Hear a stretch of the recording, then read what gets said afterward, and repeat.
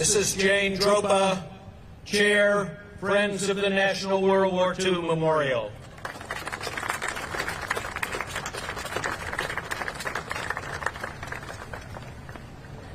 Mr. David Hatcher, Director, Sealift Support, Maritime Administration.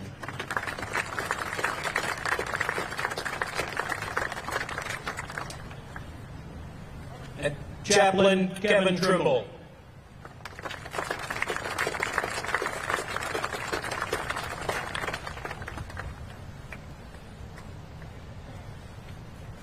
Please rise for the presentation of colors by the United States Armed Forces Color Guard, the national anthem performed by the United States Marine Band, and the invocation by Chaplain Trimble.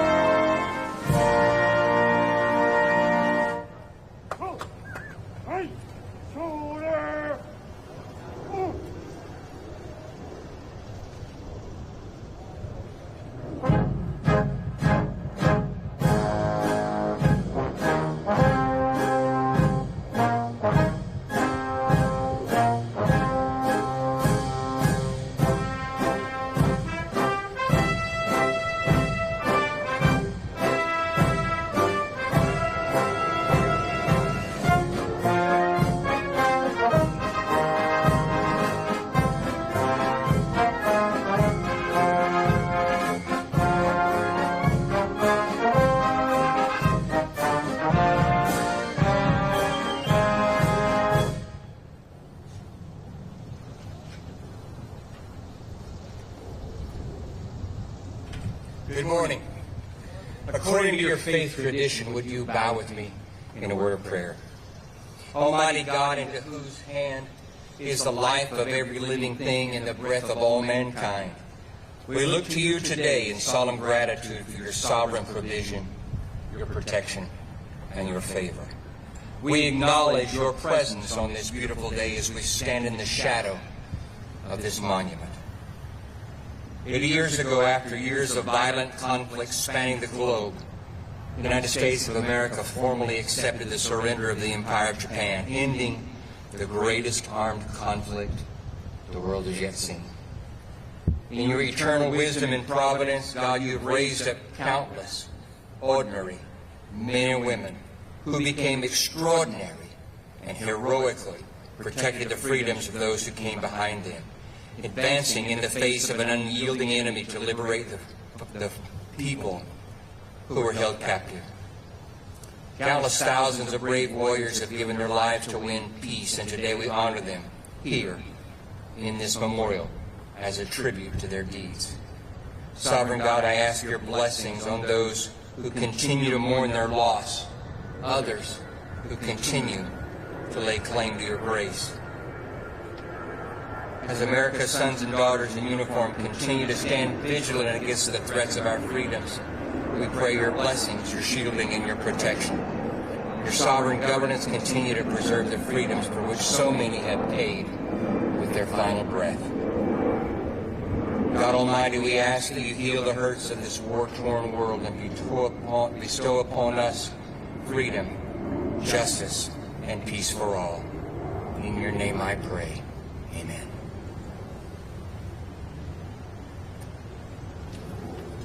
Please be seated.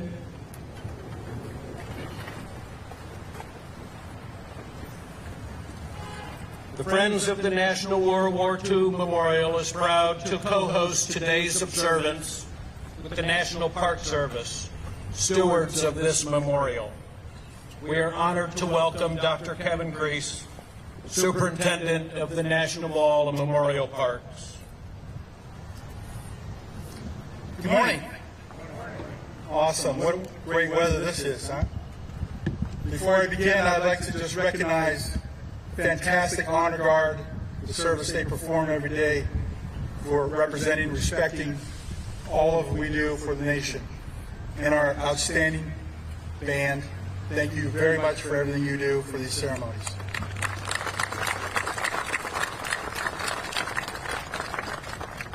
Good morning and welcome on behalf of the National Park Service to the World War II Memorial. We mark the 80th anniversary of victory over Japan, which brought an end to the costliest conflict in human history. Names like Pearl Harbor, Coral Sea, Guadalcanal, Midway, and Iwo Jima, where American blood was spilled inch by inch to restore peace to the world. This memorial, dedicated to all who have served, are still with us today, and those we have lost, and the families that sacrificed, honors all who have served in every theater of the war, it remembers those who gave their lives, and it recognizes the value and importance and the impact of the victory that restored freedom and ended the tyranny and evil that had beset the world. I want to thank the Friends of the National World War II Memorial, our partner and co-sponsor of today's event. The Friends are just that, friends to everyone, to the veterans that are here with us today, to the memories that have served. This group is passionate about what they do, why they support and serve. It is through their efforts that the event today could take place, and we could honor the people that we've lost and the people that have served and shown through their example what excellence and great generation looks like. I also want to thank the National Park Service staff every day for taking care of this memorial the best that we can. Every single day we have passion, we have respect, we have love for this. It is our mission to do this in perpetuity, and we take that mission very seriously. So thank you to all of them and the wonderful volunteers that come out and donate their time in the yellow shirts. You can recognize them, who help us every single day to take care of everything. More than 4 million visitors a year come to this memorial. This memorial is the centerpiece between the two monuments that you can see, the Lincoln and the Washington. It's the center for a reason. 4 million people a year come here to pay respect. 4 million people a year, 80 years later. We have not forgotten. They have not forgotten. To our veterans who are here today and the veterans who are not here with us today, thank you very much for your service.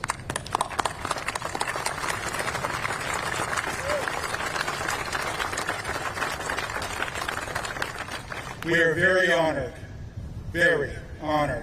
at your presence, and glad you can be with us here today to share your stories, for us to recognize you in person, and to say thank you. No tribute can fully measure the magnitude of the sacrifice made by all the veterans, the ones that are here today, the ones that are not able to join us, the ones we've lost, and the families who were behind, remain behind, and the ones that lost loved ones. At the surrender ceremony on September 2nd, 1945, General Douglas MacArthur said, "It is my earnest hope that from this solemn occasion a better world shall emerge, founded upon faith and understanding, dedicated to the dignity of man and the fulfillment of his most cherished wish for freedom, tolerance, and justice. In a world still striving for peace and understanding, his words remain just as relevant today, if not more. Memorials like this are not just simply stone and bronze. They remind us that ordinary people and extraordinary people can accomplish significant things. They help us understand the sacrifices that shape our nation, our society. They show us what we can achieve when we work together as a nation. The National Park Service is extremely proud to be the steward of this legacy. We will be here every day protecting this place and passing its stories on to future generations, to the 4 million that come every day, to the millions that will come in the future. What we preserve here is not only a memorial, but a national birthright, purchased at an unimaginable cost, and one we will honor with all the reverence that it deserves. Thank you.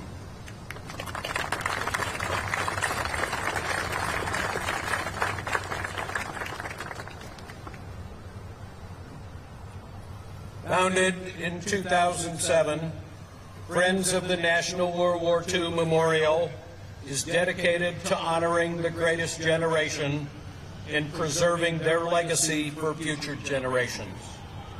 Please welcome our chair, Mrs. Jane Dropa. Good morning. On behalf of Friends of the National World War II Memorial, I am deeply honored to welcome you this solemn and historic occasion, the 80th anniversary of VJ Day, the Allied victory in the Pacific, and the end of World War II. I want to begin by recognizing our valued allies, both of 80 years ago and today, our distinguished guests, Superintendent Grease and the National Park Service, members of the military, and all those who have gathered with us today. But most especially, I want to welcome and thank our World War II veterans.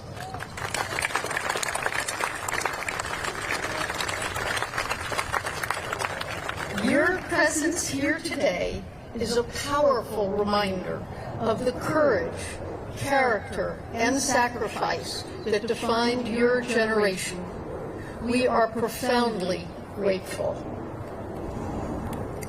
It is particularly meaningful for me to be here this morning because my father, John N. Irwin II, served in the Pacific Theater during World War II. He was part of Army intelligence under General MacArthur, and his service, like that of so many who served, shaped not only the course of history, but the values he passed down to our family. 80 years ago today, people around the world danced in the streets and embraced loved ones and even strangers with tears of joy and relief. But even in that celebration, there was solemn remembrance for the 70 million people around the globe whose lives were lost, and the more than 400,000 Americans who never returned home. Here, at this memorial, this sacred space, etched in granite and bronze, we remember them. There are 4,028 stars to my left. Each one represents 100 American military deaths. In the foundation, there is soil from each of the 14 overseas World War II American military cemeteries. And we honor and remember you, our living heroes, whose bravery helped to secure that victory.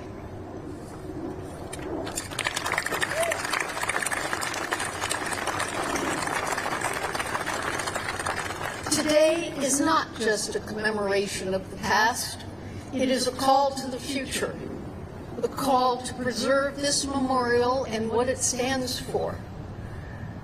And as my fellow board member, Admiral John Baldwin, wrote in an op-ed piece this weekend, the true commemoration lies in our actions, recording veterans' testimonies before they are lost, teaching the next generation the human cost of war, strengthening alliances that prevent future conflict, and rejecting the false comfort of forgetting.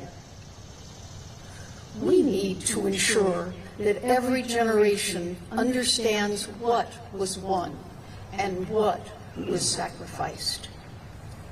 Thank you for joining us, and thank you from the bottom of my heart to our veterans. Your legacy lives on in all of us and will never be forgotten.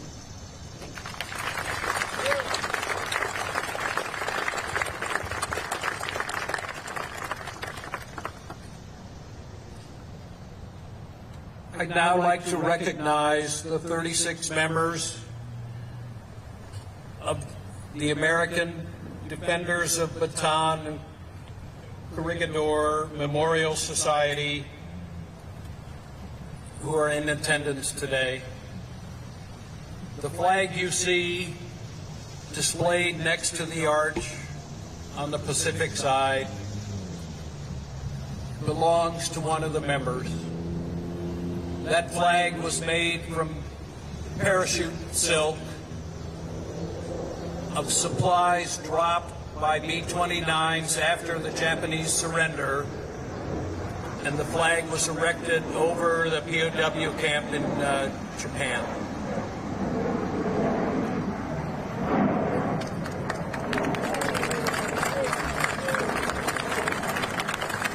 It is now my great honor to introduce to you our World War II veterans.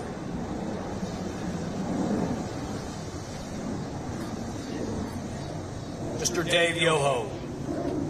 At just 16 years old, Dave Yoho joined the United States Merchant Marine and served aboard a T-2 tanker supplying combat ships in the South Pacific.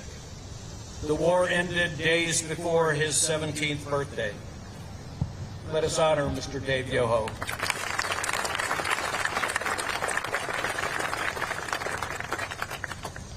Mr. Eddie Janik. Eddie Janik joined the United States Navy at 16 and served with the Naval Shore Party during amphibious assaults on Peleliu, Leyte, and Lingayen Gulf. As a beachmaster, he kept order in the chaos of battle. He later served aboard the USS Okanagan during the Korean War. Let us honor Mr. Eddie Janik.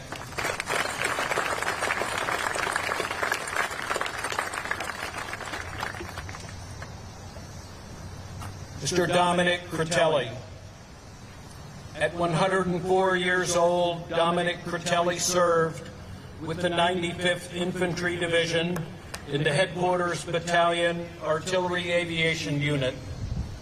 He maintained aircraft that flew surveillance missions and volunteered to drop supplies behind enemy lines during the Battle of the Bulge. Let us honor Mr. Dominic Vitelli.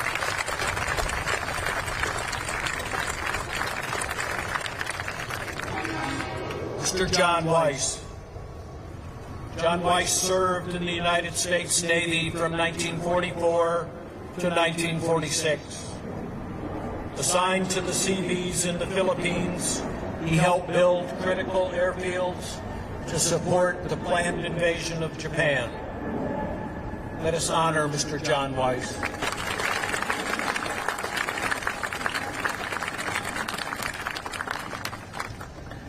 Colonel Frank Cohn.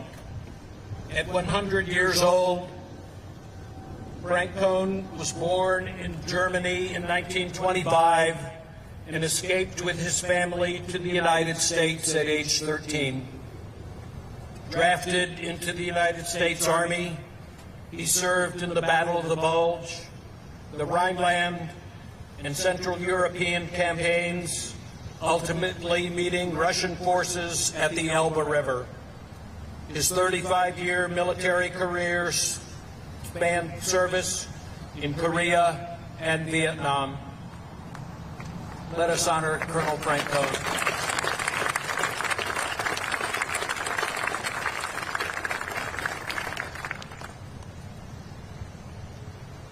Lieutenant Commander Jeffrey Donahue. At age 102, Lieutenant Commander Donahue served as a naval aviator aboard the USS Salamaua in the Pacific. He survived a kamikaze attack in January 1945 and a typhoon that damaged the ship months later. He was present in Tokyo Bay during the surrender ceremony and continued to serve during the Korean War as a flight instructor. Let us honor Lieutenant Commander Jeffrey Donahue.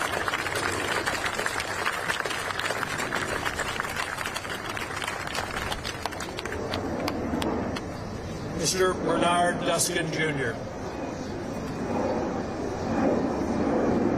Bernard Duskin served as a first lieutenant in the United States Marine Corps, flying 88 combat missions in the Solomon and Philippine Islands. He later served as a flight instructor and continued as a captain in the Marine Corps Reserve during the Korean War. Let us honor Mr. Bernard Duskin.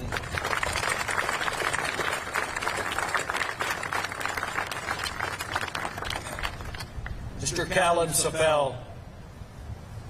Born and raised in Washington, D.C., Callan Safel enlisted in the Navy at 17, served in the Pacific as an electrician's mate first class.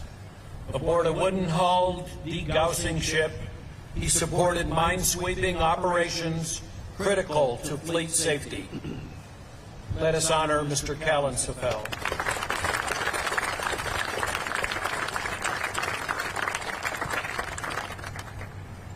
Mr. Harry Miller. Harry Miller joined the United States Army at 16 and fought in the Battle of the Bulge with the 740th Tank Battalion attached to the 82nd Airborne Division. He later served at General MacArthur's headquarters during the Korean War and in Vietnam with the United States Air Force, retiring as a senior master sergeant. Let us honor Mr. Harry Miller.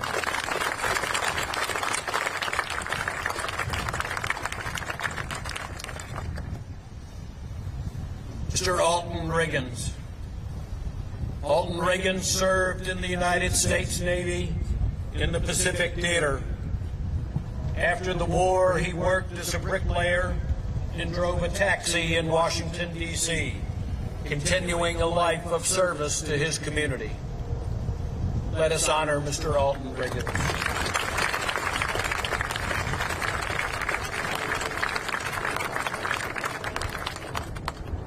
Mr. Dixon Hemphill. Dixon Hemphill joined the United States Navy in 1943 and served as a turret officer aboard the United States Little Rock. He later trained Taiwanese sailors in Shanghai and retired from the Naval Reserve as a lieutenant commander. Let us honor Mr. Dixon Hemphill.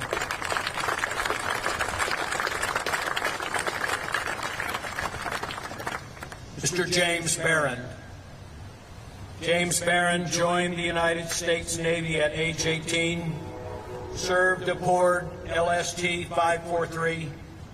On D-Day, he landed Canadian troops on Juno Beach and continued cross-channel missions, delivering reinforcements and evacuating wounded.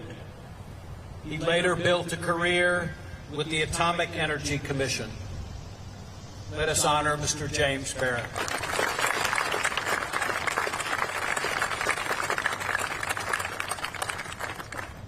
Mr. James Quinn.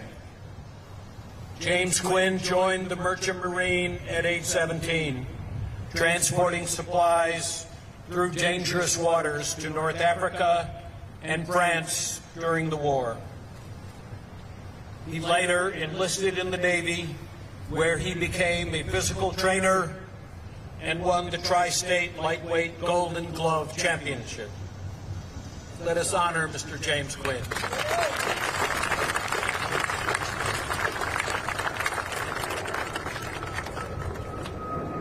One more round of applause for all our World War II veterans.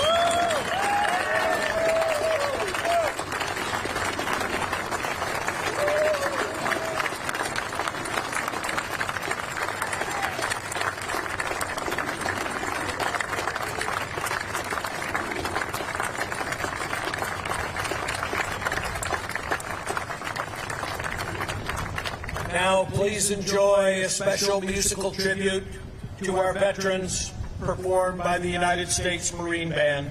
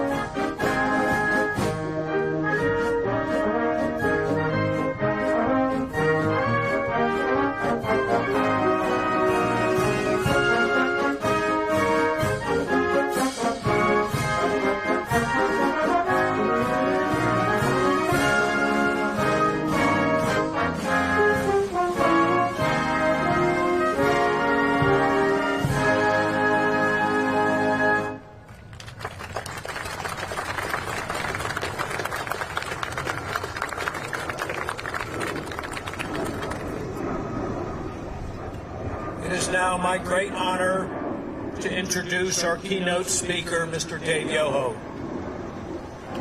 Dave enlisted in the United States Maritime Service in 1944 at the age of 16. He trained at Sheepshead Bay, New York, and served aboard a T-2 tanker in the South Pacific. The war ended just 4 days before his 17th birthday.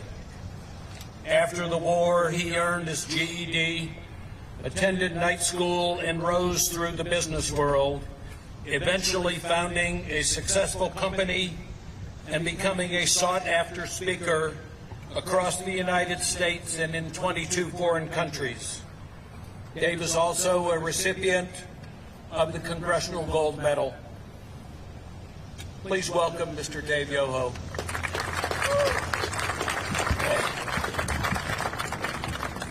We are privileged by God to come at this age to be with you.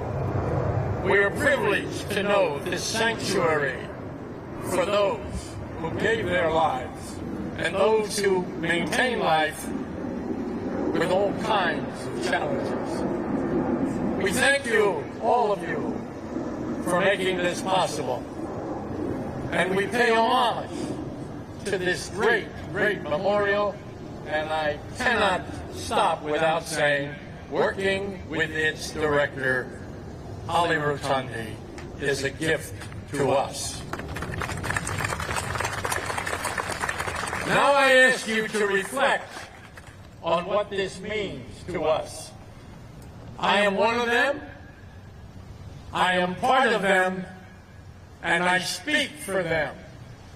We were like you at 15, 16, 17, 18, 19, 20 years of age. We were like you.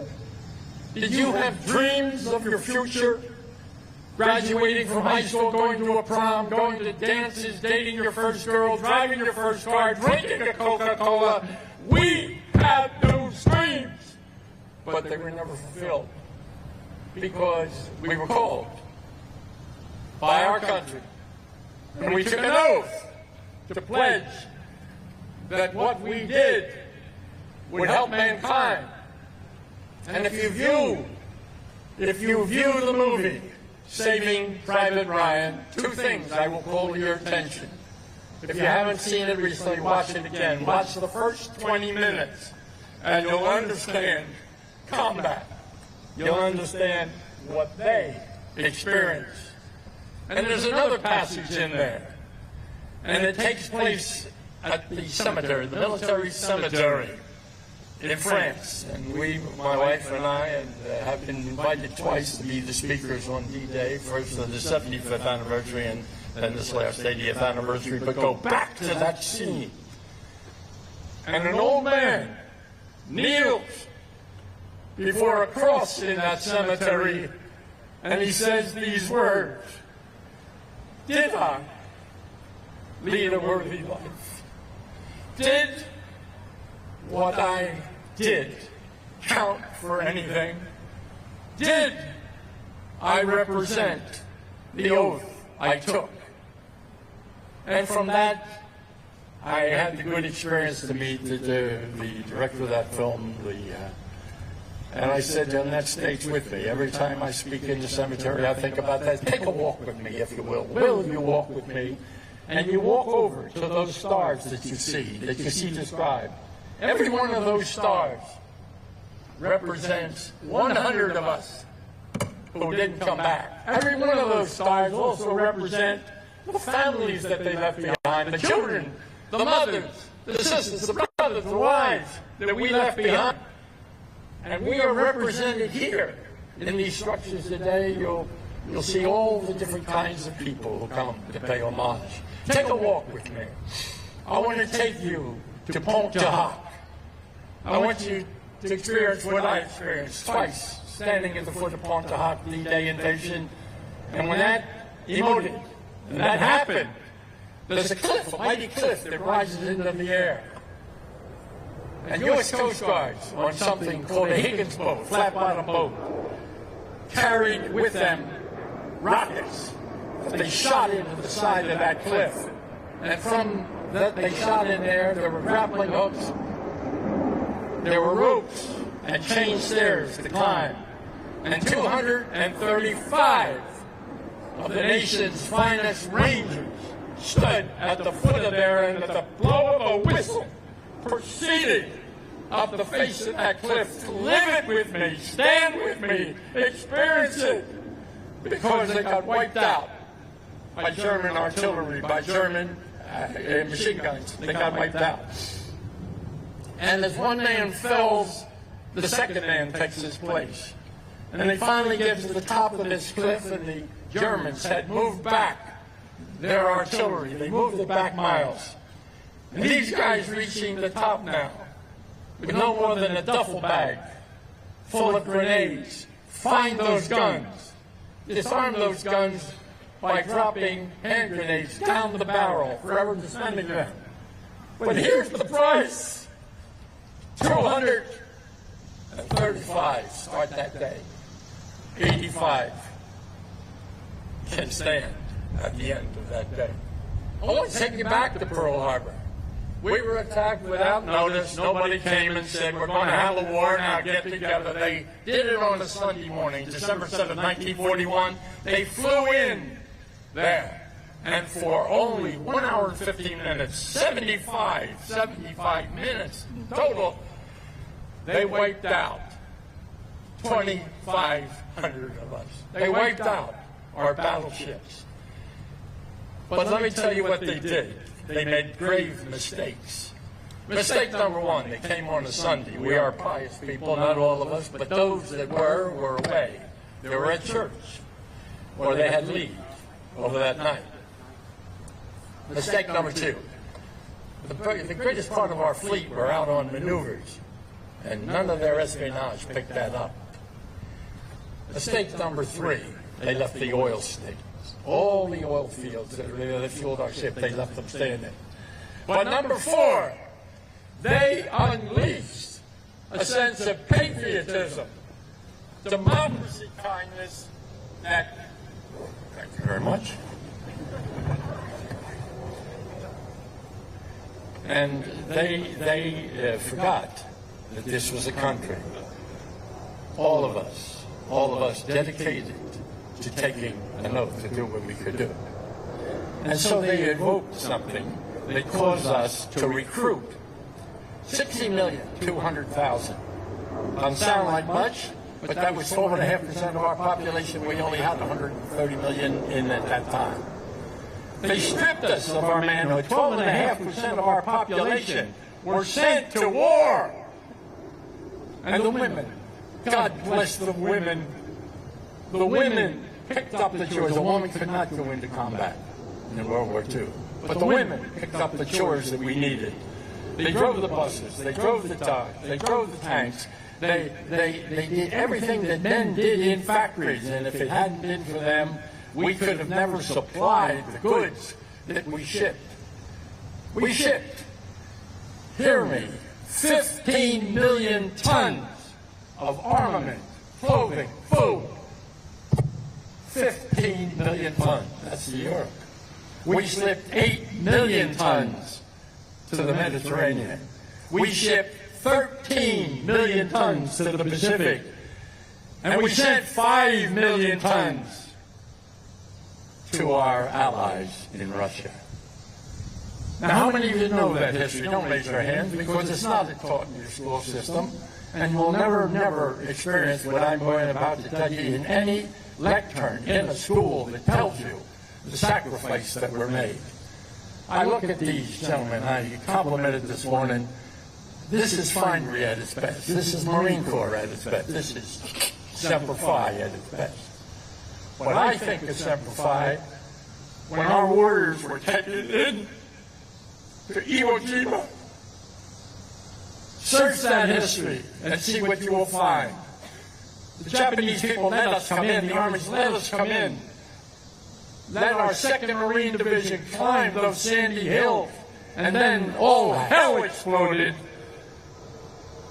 And they were trapped there for over 40 hours. I want you to think about 40 hours without being able to go to a bathroom, without being able to eat, armed and expected to move forward. So when they tell you of the 440 of us that died, they leave out something in the teaching. Millions came home with a dread disease. Oh, we came home with malaria, bleeding ulcers. If you worked in the engine room of the ship, asbestosis that could turn into a worse disease. But we also came home with a dreaded disease that few ever talk about. And every one of these dudes experienced a part of it, including myself, and it's called post-traumatic stress, and they added a D, post-traumatic stress disorder. And so how do we sanctify what was done? Well, when you get an opportunity, I want you to go around these areas and look what is etched into the granite. You'll see something over here called Murmansk, a tribute to my fellows. There were 250,000 of us recruited. They were sinking ships so rapidly that in 1938, President Roosevelt, a wise commander-in-chief, said, "We will build a flotilla of ships and never be without the ships that we need." Don't forget, here we were in the United States. There was Europe, there was the Mediterranean, there was the South Pacific, there was Russia, and thousands of other little spots in the world that we were sent and did the job that we were asked to do. I'm not here to down anything that was ever done. My role here is to make you aware. The war was over. We had whipped them. We beat them at every stage in Europe. We had beaten them. And out of nowhere came the Battle of the Bulge. And if you happen to be a relative of anyone who experienced, they won't talk about it. In fact, many of you will come up to me later and say, "My grandfather, my father, my uncle, they were in the war," but they never spoke about it. Why? The Battle of the Bulge, the war was over. We had beaten Germany. We were the kings. We lost 19,200 men died in the Battle of the Bulge. And those that survive are stricken forever with denial. When the old man kneels in that cemetery and says, "Did I do a worthwhile job? Was what I did good for this country?" I want to tell you about the women who flew the planes. Can't stop this tribute. Women could not go into combat. There were 1,000. They were called WASP, W-A-S-P-S. And they were just about 10 years ago given the honor of being recognized. 39 of them lost their lives. Now, they were in combat. The equipment was faulty, and they never made it through the next step. So what will this mean to you? Here's what I want to say to you. We are your guests. We are your symbol of what was. Come, get to know us. These are great guys. 2 of them are over 100. 2 of them are 100. Every one of them is over 97 years. They die on their baby at 97. But here's what I ask you to do. When you shake their hands and say thank you for your service, stand and wait and see what he can give you of history. That Murmansk run. 34 ships leaving the east coast of the United States, 74 ships. 34 ships, surrounded by 22 combat ships. And they are headed for something in the Barents Sea called Archangel.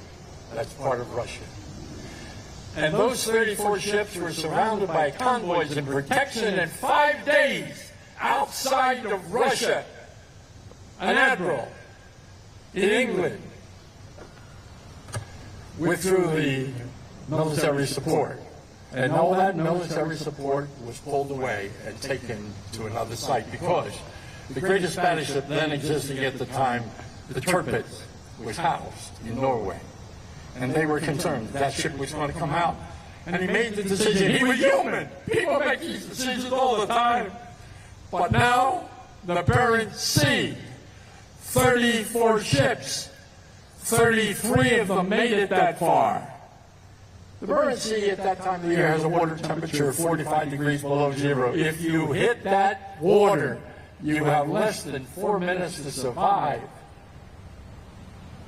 That's the Murmansk run. I take no umbrage with the fact that it's not in most history books. I take no umbrage that so many of the people, one of these gentlemen was in the Seabees. I defy you and your family ask what the Seabees did. There was a special division of the Navy. They said it was going to be a non-combatant division. Yeah, the minute we secured a beach, they went in with bulldozers and whatever equipment you could get to sand out that beach, sound it out, so we could lay down planks to get them in there. So what did we give? We gave our youth, willingly, graciously, and ever thankful for the opportunity to do so. And as you walk these hallowed grounds, take time to see all the things, including these bas-reliefs, these things that are on the wall here, because they depict what the women did. They depict what we did. We depict what our submarines did. Little known fact: we lost in the first 7 months of the war. War started in December. In June, by June, we had lost over 300 ships off the east coast of the United States. Not all Americans. Some of them were Brits, and some of them were Free France and other nationalities. But we lost those ships because we had no support on the ships, we had no guns on those ships, we had no degassing on those ships. But we had men who paid a price. And who knows that history? Somebody made the decision to do it that way. So in closing, I would like to remind you of this. War is not funny. War is not pleasant. The aftermath of war is not funny.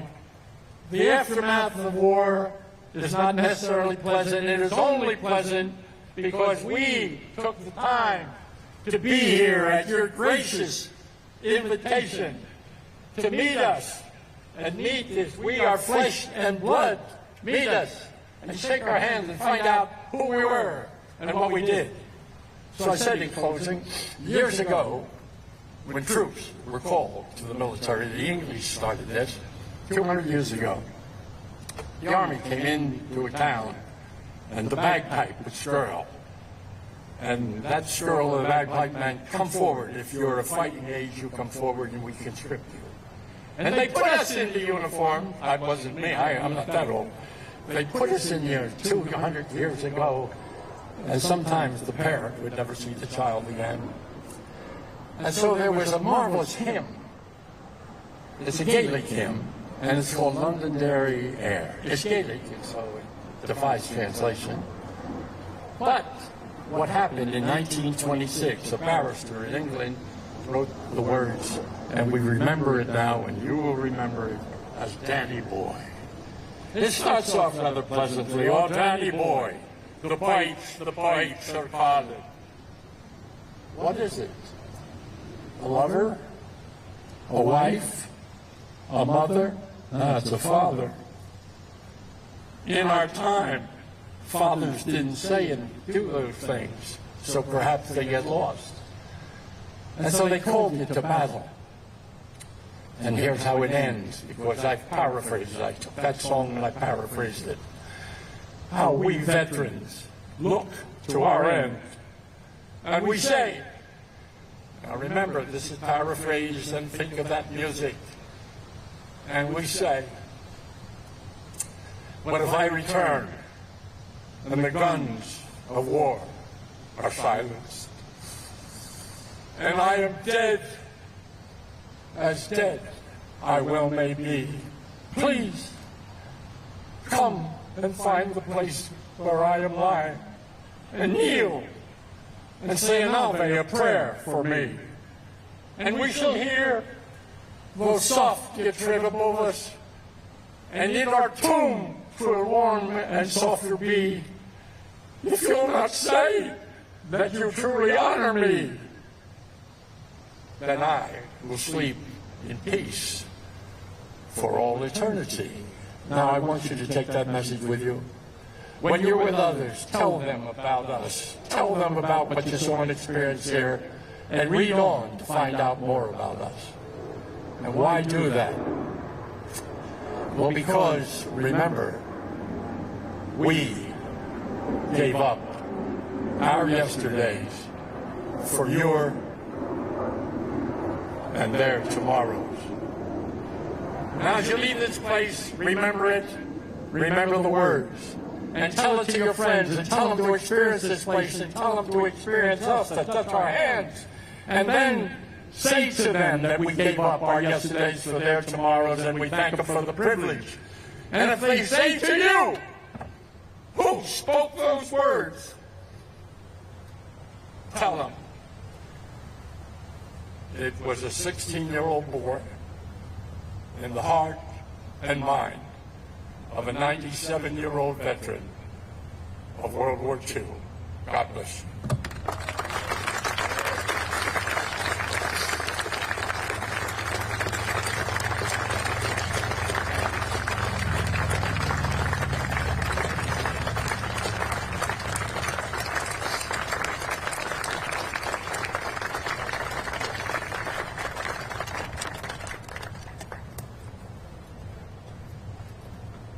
Ladies and gentlemen, please remain seated while we prepare for the official wreath laying at the memorial's Freedom Wall.